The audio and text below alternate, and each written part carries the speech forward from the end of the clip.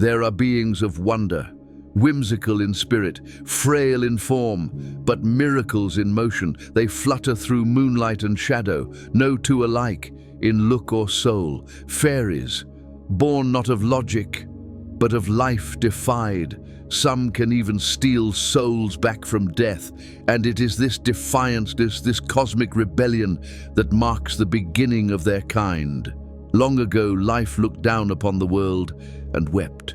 The firstborn races, humans, elves, clashed in endless war. So many brilliant souls extinguished too soon, and where death reigned, life intervened. The battlefield grew still. Bodies faded into earth. Blood fed the roots, and from the blood-soaked soil, a flower bloomed. Not just a flower, a monument. Red as fire, wide as sky. Its petals blotted out the sun, then curled inward like a heart and burst once more. 1,000 sparks erupted from the bloom, scattering across the valley, tiny dancing lights, fluttering on newborn wings. The fairies had arrived. Where they passed, pain waned, wounds faded, aches vanished. The fallen rose. The elves rejoiced, and when they asked, "What do you desire?" the fairies answered simply, "Knowledge."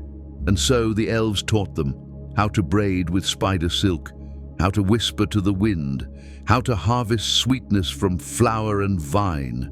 A kinship bloomed deep and eternal. But death does not forgive.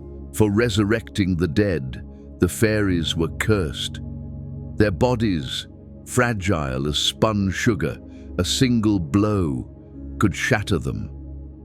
Their magic, mighty but slow to save themselves. And worst of all, they were forbidden to lie. Ever. Not even a white one. The elves begged them to stay, to live under their protection. But the fairies vanished into the forests, into thickets thick as night, choosing to hide their beauty and trust no one. They are small, 2 feet tall at most, some as tall as humans but rare, slender, weightless.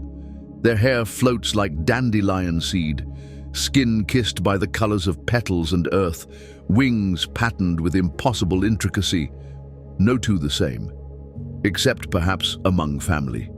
Their teeth sharp, not for war but for fruit, and when they speak, it's barely a breath, a sound like wind over glass.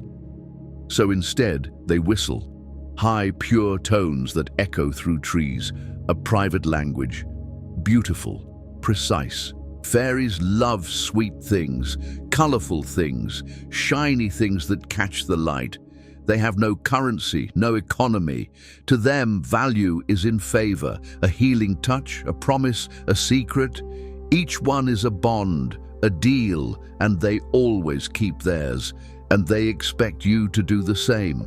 Break your word, and you may inherit a generational grudge. For fairies remember, and so do their children, forever. As word spread of their healing, humans came, first with gifts, then with gold, then with cages. They baited the fairies with sugared treats, gilded traps gleaming in the sun. Some were caught by desperation, some by greed. But no matter how they begged, the fairies refused. Not one healed, not one relented. They would rather die in a cage than reward cruelty, and many did. Over time, the humans gave up. The fairies became folklore, children's tales, stories whispered before bed. The stubborn, caged healers, they were called. Fairies fear little, but they do fear giants.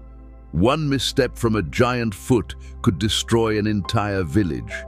Giants, in turn, find fairies irritating, tiny, darting lights with sharp voices and too much energy.